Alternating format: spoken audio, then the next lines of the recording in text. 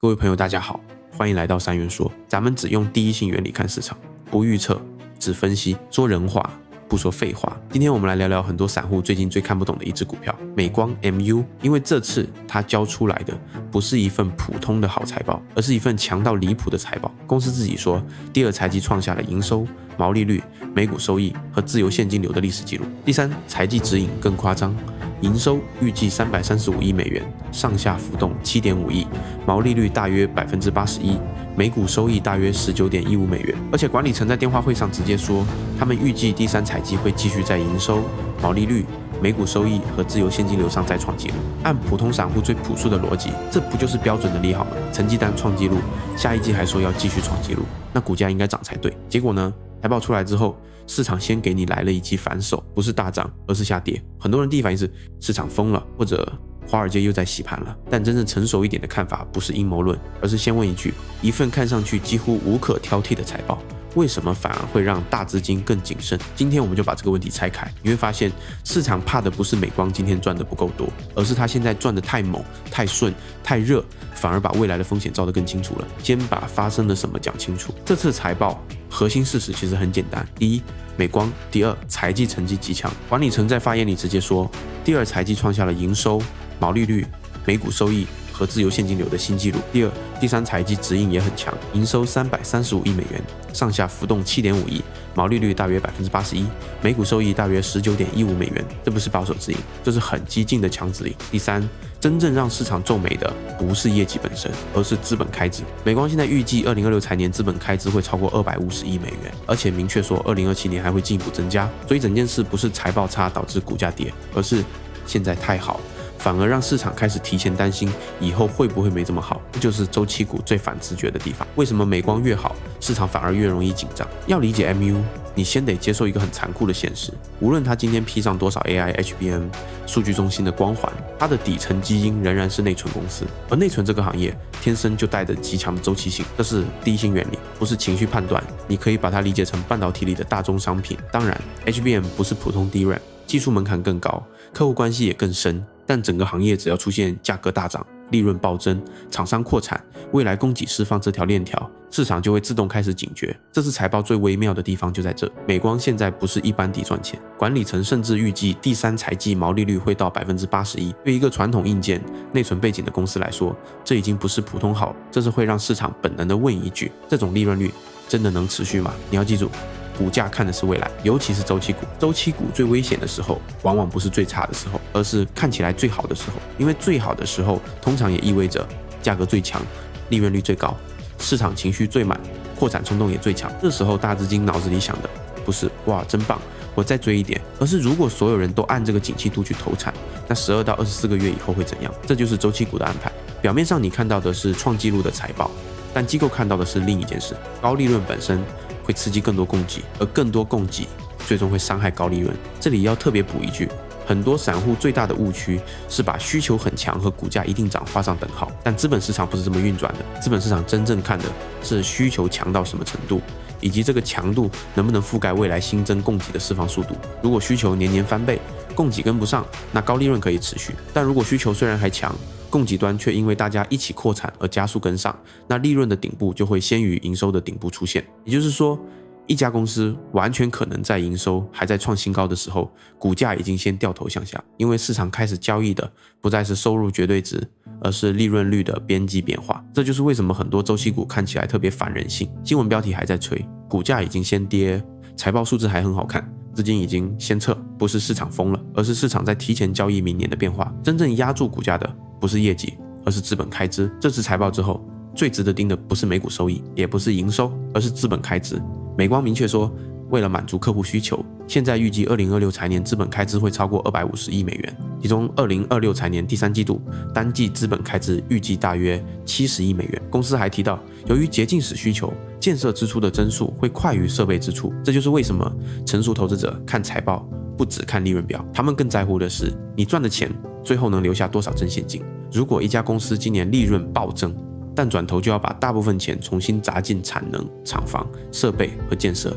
那股东短期真正能分到手的自由现金流就会被压缩。而且一旦未来景气度没跟上，这些今天投下去的重资产，明天就会变成折旧、摊销和供给压力。说白了，市场不是怕你今天不赚钱，市场是怕你今天赚的钱会逼你明天花更多的钱，这才是这次财报后股价承压的核心。再说得更直白一点，假设你开了一家餐馆，今年生意特别火，你一个月赚了100万，表面上看这当然是好事，但如果为了维持这种火爆，你必须立刻去租更大的店面，买更贵的设备，雇更多的人，提前锁定更多原材料，而且这些投入一旦做下去就很难回头。那你虽然账面利润很漂亮，经营风险却在同步放大。如果明年客流继续猛增，你赌对了。可如果明年客流没有你想的那么猛，甚至只是从爆炸式增长变成正常增长，那你新增的成本和折旧就会反过来吃掉利润。美光现在面对的就是类似的逻辑，不是不该投，而是投得越猛，市场就越会追问这笔钱未来到底能不能换回足够高质量的回报。再往深一点说，这次 MU 下跌本质上也是一次非常标准的买预期卖事实。在财报出来之前，市场已经知道2件事：第一， AI 数据中心还在拉动高端内存需求；第二，美光作为全球3大 HBM 供应商之一，肯定吃到红利，所以财报前很多利好其实已经提前记进股价里了。市场不是没信仰，恰恰相反，市场此前已经给了非常高的预期和非常大的涨幅。当财报真的公布时，强已经不够了，你得回答新的问题。强到这个程度能维持多久？高毛利能维持多久？这么大的资本开支会不会把未来供给重新做出来？2027年继续加资本开支，说明是看到了长期机会，还是也埋下了未来的周期风险？如果这些问题没有让市场更安心，那财报越强反而越像一个兑现点。这也是为什么很多散户会觉得特别委屈，因为他们看到的是财报这么牛为什么不涨，但机构看到的是财报这么牛差不多该开始防守未来了。两边看的根本不是同一张牌。而且还有一点非常重要，散户往往喜欢盯超预期这3个字，觉得只要超预期股价就该涨。但问题在于，市场里真正起作用的从来不是纸面上的一致预期，而是隐含预期。什么意思？就是分析师模型里写出来的那一套和真正压在股价上的那一套未必是同一个数字。有时候明面上的一致预期是8分，但股价实际上已经按9分甚至10分在交易了。这时候公司财报打出9分，虽然纸面上还是超预期，但市场会觉得就这没有更大的惊喜，那就先兑现。讲到这里，最重要的就不是复盘了，而是行动框架。第一，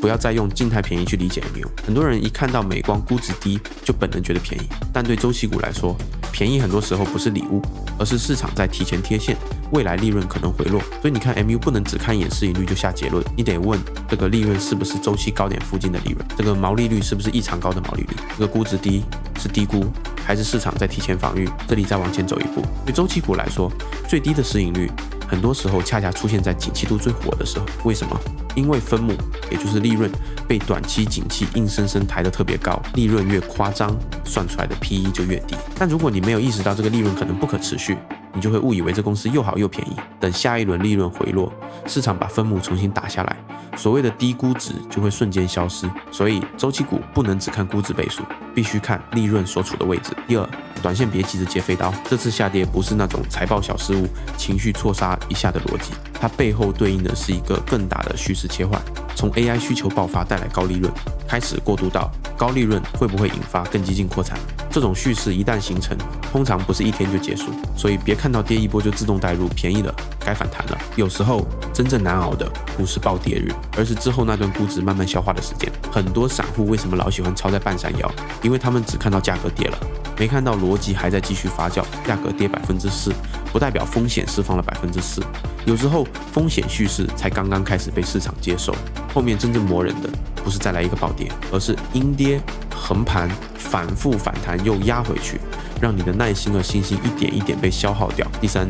长线看好 AI， 也别把 MU 当成 NVDA 去拿，这是很多散户最容易犯的错。他们一看到 AI 收益股就自动套用英伟达逻辑，但美光和英伟达不是一种生意，英伟达更像平台、生态、标准和软件绑定。美光再怎么受益于 AI， 本质上也仍然更接近一个受供需和资本开支驱动的硬件周期公司。这不代表它不能涨，而是代表你得用另一套容忍波动的框架去持有它。如果你真的是3到5年的长线视角，那你该盯的不是下一根日 K， 而是它现在这轮巨额资本开支最终能不能顺利转成更高质量的 HBM 供给、更多战略客户协议，以及之后重新变厚的自由现金流。管理层这次还提到，他们正在和客户推进更长期的战略客户协议，甚至已经签下了第一份5年期协议。这对长期能见度是利好，但它能不能真正改变内存行业的周期属性，还需要继续观察。这里还有一个特别关键的问题，很多人会说，既然 HBM 和 AI 这么重要，那内存行业是不是已经不再是过去那种老周期股了？这个问题不能草率回答。更稳妥的说法是 ，AI 确实在抬高内存的结构性需求，也确实让 HBM 这类高端产品具备了更强的议价能力。但这不自动等于整个行业从此摆脱周期，因为只要供给端还需要靠大规模资本开支去堆，只要主要玩家还在少数几家之间互相博弈，只要价格最终仍然受行业供需影响，那周期只是被拉长、被钝化，未必被彻底消灭。也就是说，这轮逻辑可能比过去更高级，但未必就完全脱离周期。所以总结一下，美光这次财报不是差，而是太强了，强到让市场开始担心，高利润是不是快到峰值了？高景气是不是会刺激过度扩产？今天的好日子会不会反而把明天的风险提前种下去？第2财季创纪录，第3财季指引继续创纪录，这些都是真的。但同样真的还有另外几件事。2026财年资本开支超过250亿美元，单季第3财季资本开支约70亿美元，2027年还要继续增加，而股价最终反映的不是昨天的成绩单，而是明天这道生意还能不能维持现在这么极端的盈利质量。在市场里最危险的从来不是坏消息，而是你以为自己看懂了好消息，其实只看到了最表面那一层。别人看的是创纪录，你要看的是创纪录之后会发生什么。如果你真的想在这种股票上活得更久，你就必须训练自己从看标题切换到看结构，从看利润切换到看自由现金流，从看这一季有多猛切换到看2年后会不会反噬。因为散户和机构最大的差距从来不只是信息差，更大的差距是时间维度。散户喜欢盯今天、盯明天、盯下一根 K 线，机构看的往往是未来几个季度甚至2-3年的资本回报路径。当你开始用更长的维度看问题，你就会发现很多以前看不懂的下跌其实都有迹可循。这就是为什么真正成熟的投资不是看到好消息就兴奋，而是看到好消息之后先问自己一句，这个好消息会不会在未来的某个时点变成另一个坏消息的种子。这里是3元说，我们下期见。